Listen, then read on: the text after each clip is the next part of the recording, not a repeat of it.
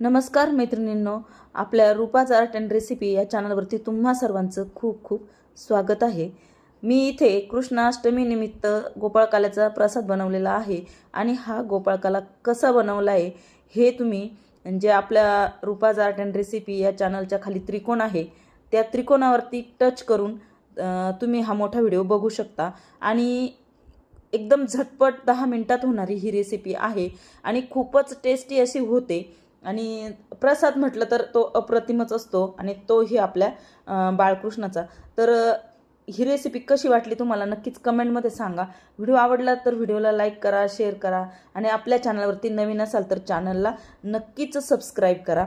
तर खूप सुंदर रेसिपी पाहण्यासाठी नक्कीच आपल्या त्रिकोणावरती टच करून मोठा व्हिडिओ बघा आणि मला नक्कीच कमेंटमध्ये सांगा। खूप सुंदर असा आपला गोपाळकाला इथे तयार आहे। व्हिडिओ पूर्ण पाहिल्याबद्दल सर्वांचे मनापासून धन्यवाद। जाता जाता सबस्क्राईब करा बरं का।